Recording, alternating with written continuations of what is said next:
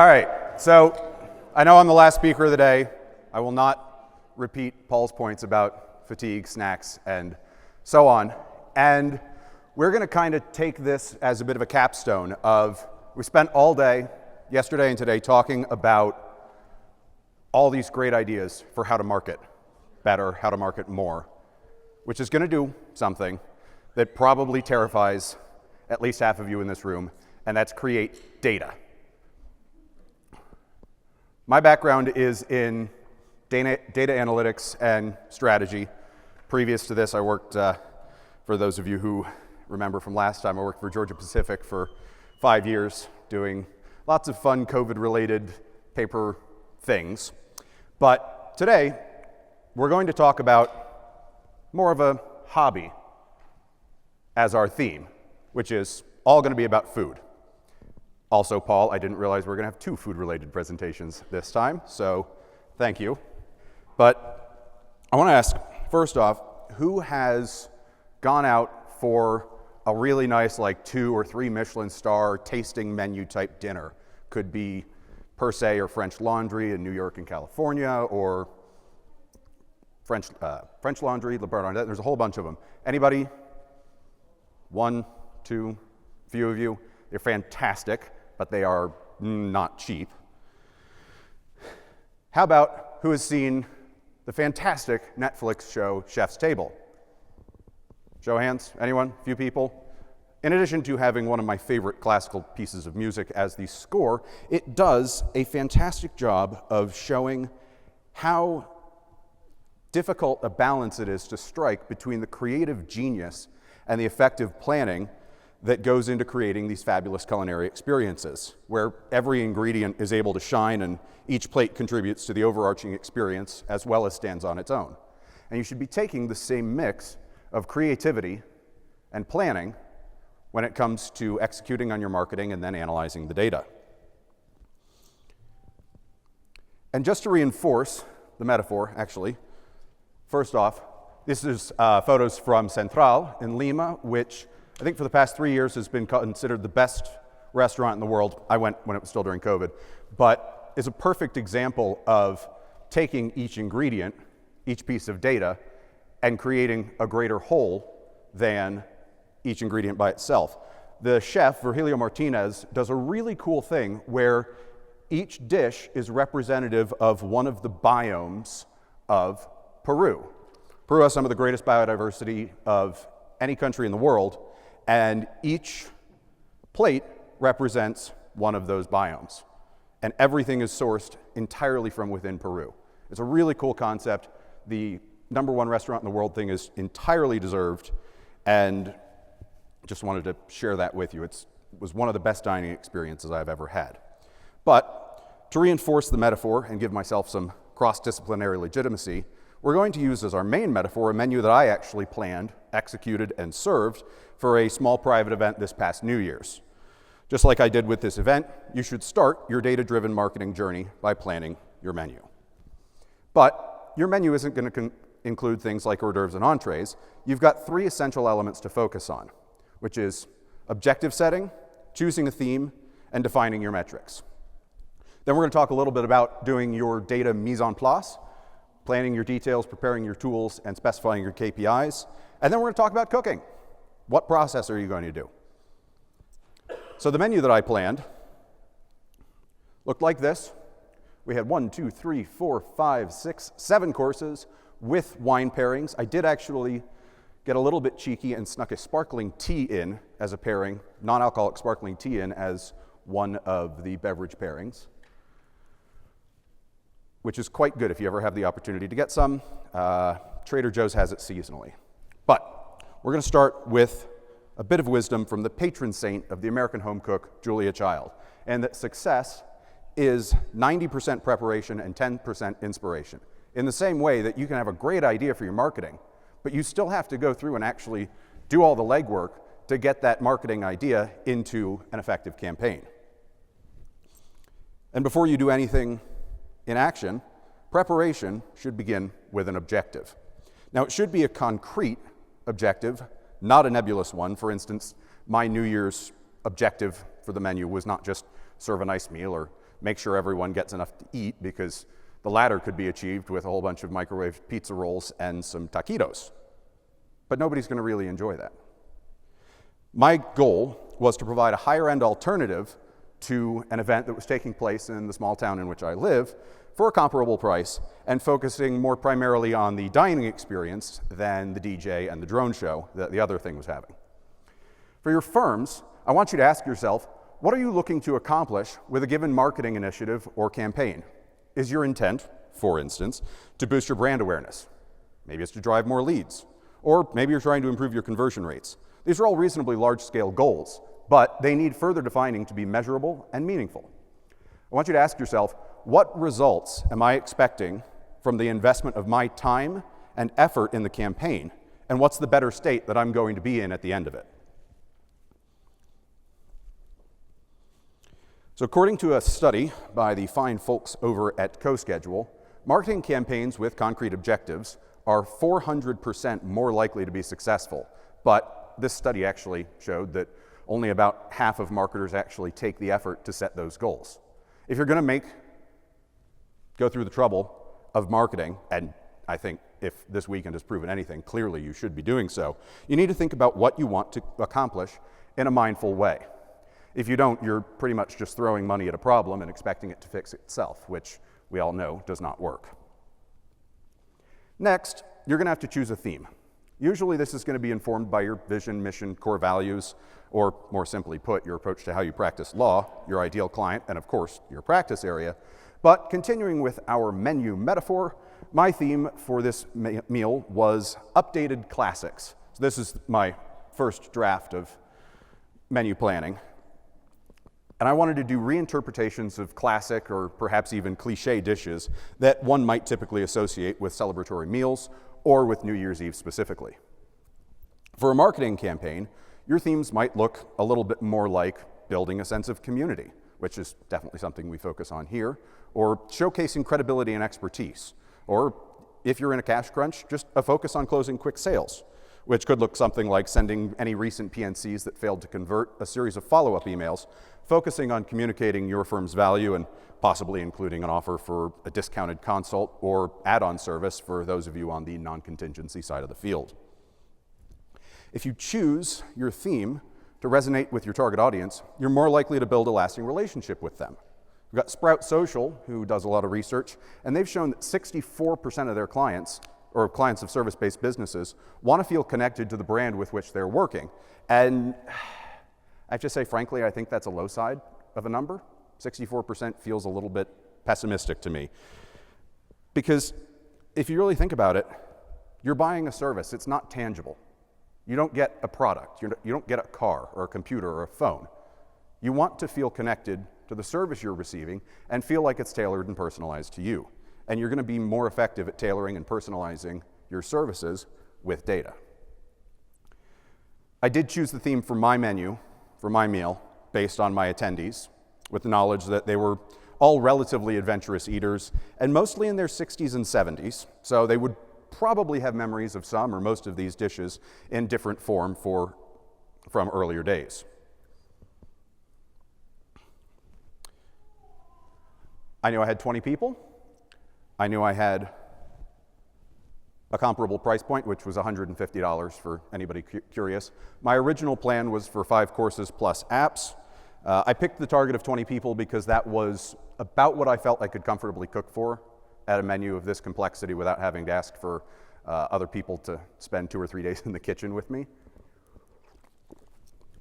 The price point of the other event was $150 as my benchmark. My intent was for 5 courses plus apps, and I wanted to put an emphasis on the culinary experience, and I actually set a target TOB for myself as well, which was 30%. Your firms are going to have marketing metrics that vary by objective and by channel, but that's a whole seminar in and of itself. And I will have I think we actually already covered the resource for that, but we can also connect in the after break and discuss further if you'd like. You're also going to want to be tracking this is a final draft of my menu, and you're also going to want to be looking at tracking your overall lead funnel. which is going to help you gauge the success of your holistic marketing efforts, your messaging, your sales process, and your value proposition. Starting with the top of the funnel, we want to be tracking total leads. This is anyone who gets in touch with your firm through any means, be it telephone, web form, chatbot, walk-in, anything. As long as they're calling the right number or emailing the right email address, that counts as a lead, even if they call thinking you're a dry cleaners instead of a law firm. This is your total lead pool. Tells us who knows that you exist or doesn't know that you exist and need to market more, which I know seems like, big deal. We don't want to be tracking people that call looking for a dry cleaners. But think about it. The large of law numbers is actually your friend here. And if somebody knows who you are and what you do, even if they don't need your services, there's a decent chance that they know someone who does. And if you've managed to get a bit of their mental real estate, there's a chance that they'll spread the word further without you actually having to do anything else. We've then got the first kind of two kinds of qualified lead, which we call marketing qualified leads. These are all the people who are calling for the general practice area of legal services that you offer and in the area that you serve. So people calling Wilmington, Delaware from Wilmington, North Carolina are not qualified even if they're your perfect avatar client, unless, of course, you do immigration. Conversely, let's say, for sake of argument, that you're a family law firm that focuses on uncontested divorces and adoptions. At this part of the funnel, we still want to classify someone that gets in touch for a contested divorce as a qualified lead because it's family law, and they knew you did family law, or they got really lucky with their dialing. Your target for that tier, for this second tier, should be at least north of 40% of total leads, ideally north of 60%, as it tells us that people have a general idea of what it is your firm does and that your marketing isn't completely out of left field. Then we have sales qualified leads. Sales qualified leads is where we would exclude the people calling for an uncontested divorce, if you do contested divorces, out of your data. Although it's not to say that they're making it this far is without merit, as this is frequently where we would refer out prospective new clients to other firms that are better suited to their needs. Sales qualified leads are those people who you are willing and wanting to work with. And thus, this is also where you can filter out clients that you don't want to work with for any other reasons. I have a couple of firms that I know have strict no asshole policies, not only for their employees, but also for their clients. And I think it's actually something that everybody else could benefit from considering as well. If you don't distinguish between marketing qualified and sales qualified leads at this point in your firm building journey, don't worry. It's much more of a nice to have, particularly in the early stages, and it becomes increasingly important when you really start to focus heavily on branding and making sure that your brand message is perfectly honed. And depending on how niche your specialization within the greater general practice area is, it could be anything from absolutely in lockstep with your marketing qualified leads to being half or less, but it's worth being mindful of as you continue to grow. From here, we move down in our funnel to booked consults, for those of you who do consults before you sign clients, and this tells us how well your salespeople are doing at communicating your value proposition. And if you do have a defined sales qualified lead tier, ideally you want to be booking between 60 and 95% of your consults, depending on practice area, and again, whether or not you charge for consults. Finally, we then have your closed rate, which tells us how good your salespeople are at communicating your unique value proposition, your unique value and selling propositions. The higher, the better here, but 50% is a good rate to aim for. In total, for those of you who are not doing the math in your heads, that means that you should be converting between 15 and 25% of the total clients, the total leads that are coming into your firm. Each step also helps us to identify a different potential shortfall in the way that your marketing is being executed. Starting with total leads. It's pretty easy. Nobody knows you. Market more. Qualified leads. Marketing qualified leads. If people are calling in not looking for the general practice area of services that you offer, you want to refine your messaging so that everything says, I do family law. Ideally, you're going to get even stricter with that and say, I do only uncontested divorces and adoptions. That's where, if your sales qualified leads have a big gap to your marketing qualified leads, that's where you want to be looking. If your consults are coming in low, if there's a big gap between sales qualified leads and consults, that's where you want to look at refining your sales processes. And then if you're getting a lot of consults in, but you're not getting a lot of signed clients, you want to look at refining your USP.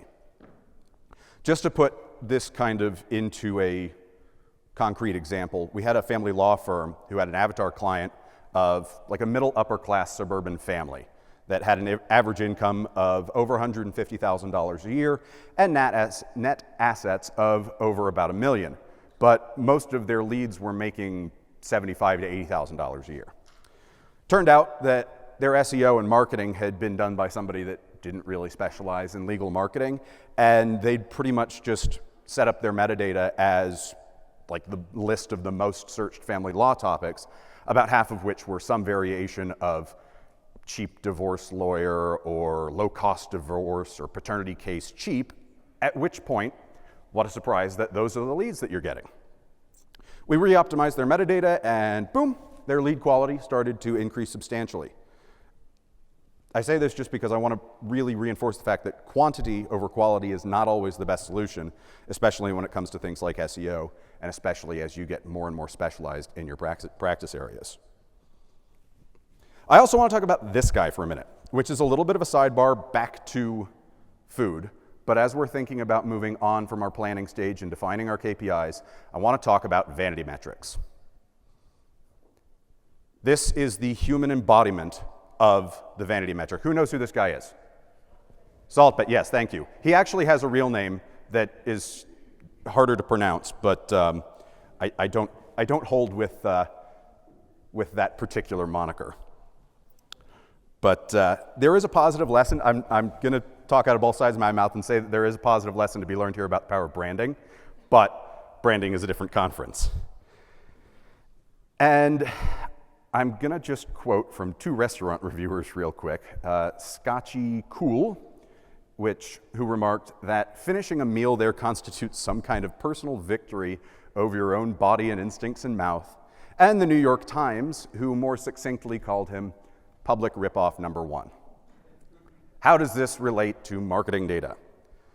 You want to make sure that you're focusing on things that are actually adding value and informing the decision making when you go to execute on your next marketing campaign, because it's your money that you're spending. And I don't like to, feel like I'm wasting my money. If you're looking for a nice meal, do you want to spend your hard-earned money on higher quality ingredients and expertise that's going to improve the taste of your food, or do you want a tomahawk covered in gold leaf? To put it in perspective, Mr. Gokcha, which is his proper name, charges $275 for an American Wagyu tomahawk 32-ounce steak. I do also want to point out American Wagyu is not proper Wagyu, but that's also a different discussion. And $250 for a whole rack of lamb.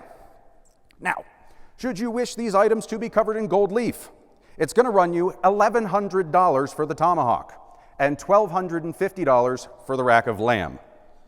And with gold prices having climbed well north of $2,500 an ounce in the past few months, you might think, yes, I can see why bringing the Midas touch to the grill is going to justify a 400% markup. But wait, there's more.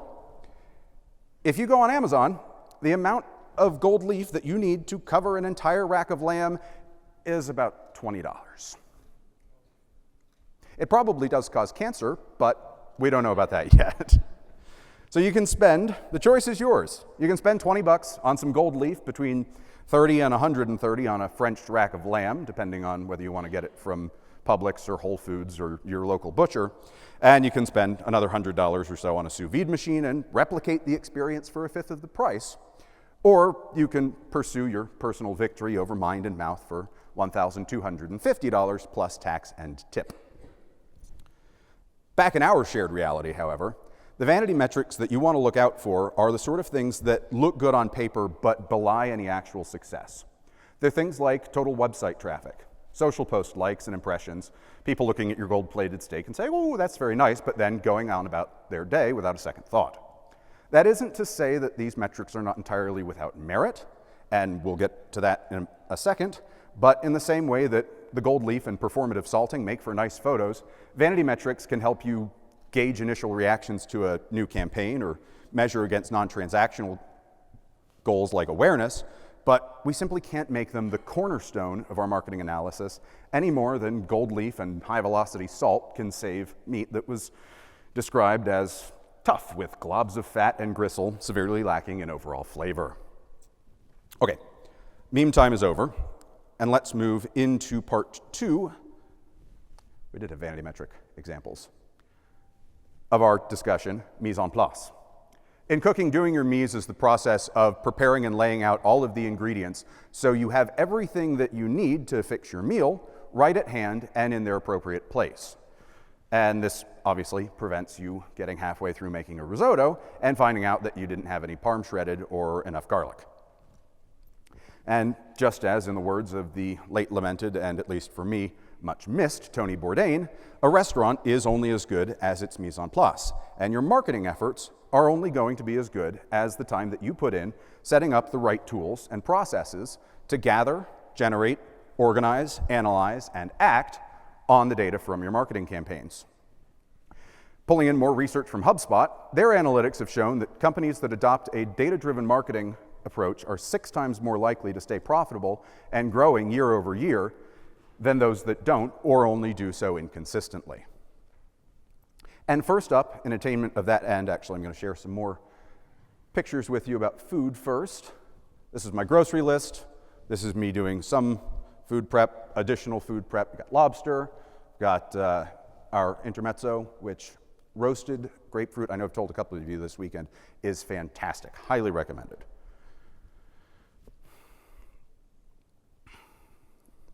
So the first part of our mise is going to be setting the stage.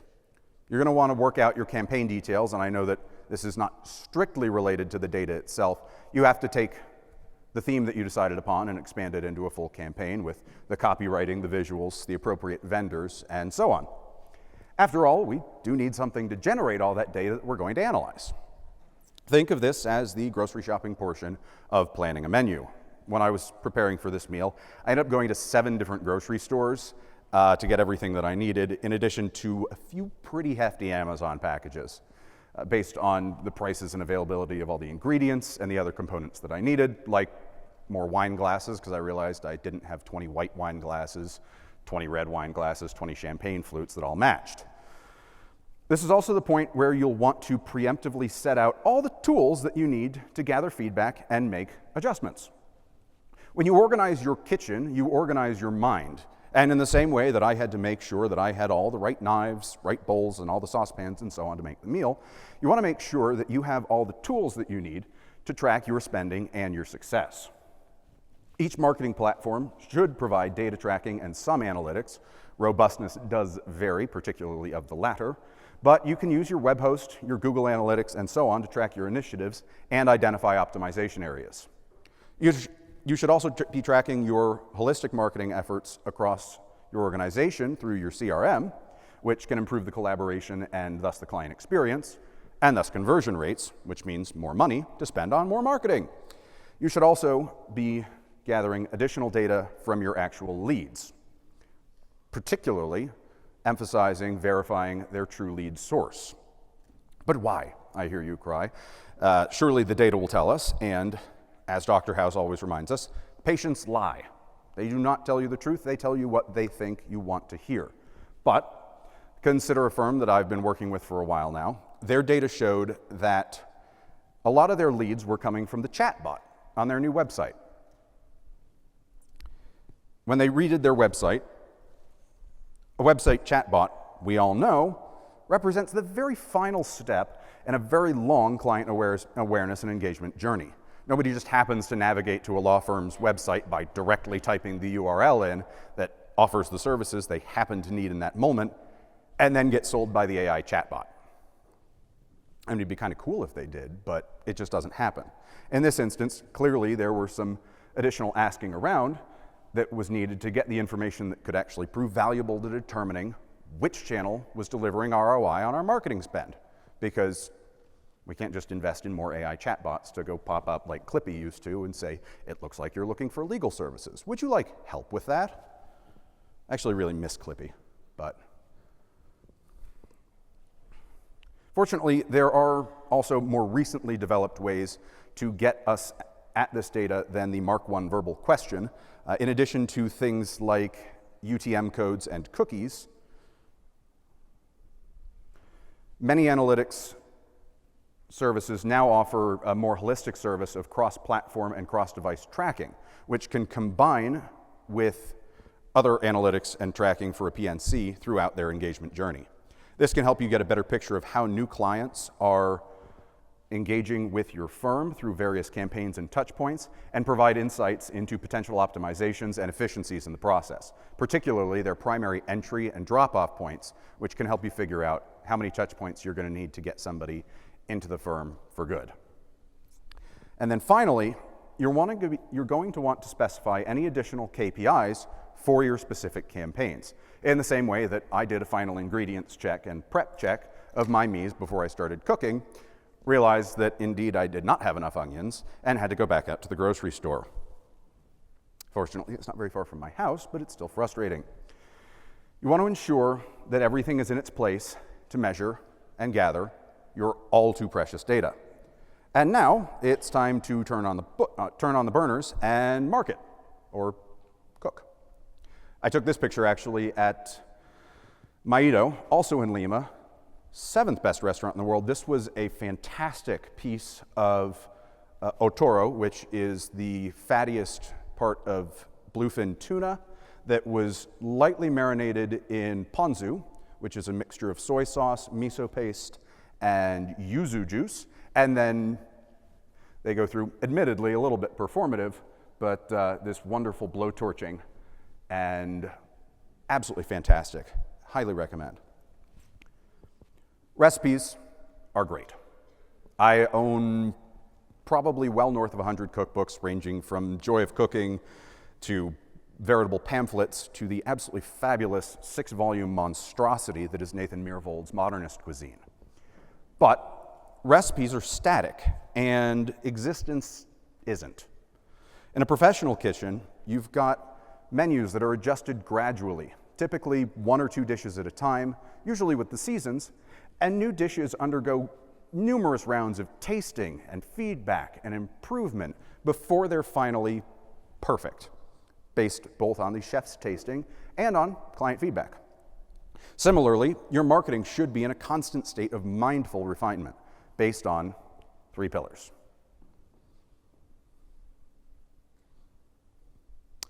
Gathering insights, refining approaches, and enhancing the client experience. To this point, Thomas Keller of Per Se and the French Laundry, I got my slides out of order, said that you should taste everything, pay attention to everything, and that there are no shortcuts. And you're going to taste your marketing with the data that it gives you. And now I'm going to actually talk out of both sides of my mouth for a moment and say that gathering insights, particularly when it's early on in a campaign, is one of those times where vanity metrics can actually come good by measuring initial reactions based on engagement. But you can also go a bit deeper and look at metrics like click-through and bounce rates.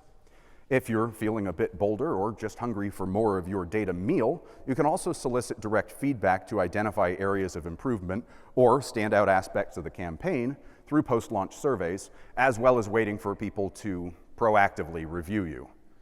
You can also just ask for reviews. Think of this like the role that an excellent waiter plays, both observing the diner's needs and reactions from afar, but he also comes by to ask how everything is. On a more data-driven side of things, once you have historical data from previous similar marketing campaigns, you can also leverage that data for predictive analysis of the current campaign by combining current results with past results to forecast future demand, in the same way that knowing a specific seasonal dish proves popular year after year. Excel actually now has, for the past few years, had built-in forecasting functionality, and if anybody wants help finding it, let me know and I will show you.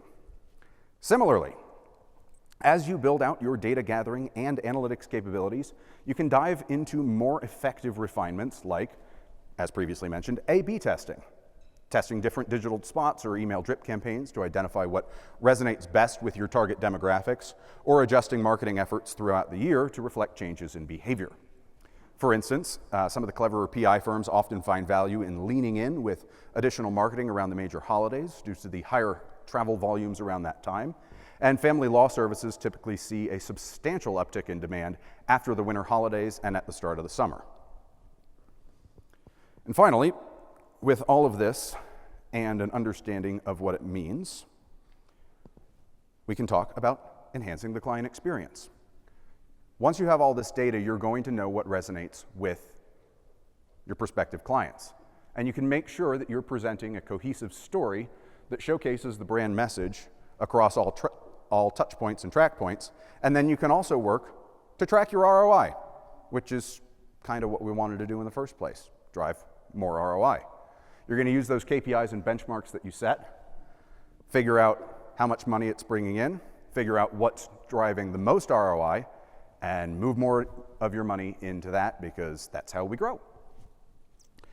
And then finally, if you turn to page 42 of your hymnals, we do have a worksheet for you. I don't want you to do it right now. I do want you to go do it on Monday, but we've all given you a lot of homework to do on Monday, so go home and work through it on Tuesday. We've got email marketing metrics, social media marketing metrics, and paid social media marketing metrics for a campaign of your choice that you're going to launch in the near future. And you can go through and track things on a week-by-week basis, for the lifetime of the campaign. You can also put this format into a spreadsheet so that you can start to analyze the data with those forecasting functions that Excel has for you. You can actually also use ChatGPT for some data analytics, although as with anything that comes from a mysterious black box of a computer, check your work afterwards, because ChatGPT makes things up. Who here actually, to speak about that for just a second, who here remembers there were 2 attorneys that got disbarred a couple of years ago for using ChatGPT to write their case briefs, and it just generated citations that, fake citations. The cases had never existed, and they didn't bother to go check and say, I've never heard of that case. Maybe I should look it up if I actually have to talk about it to somebody. So that's what I want you to do on Tuesday, not on Monday. But thanks again for letting me come up and talk at you all for a little while today. I hope you found it helpful and informative. And just remember that mastering your data can add a whole other level of flavor to your marketing. All righty, I think it's time for takeaways.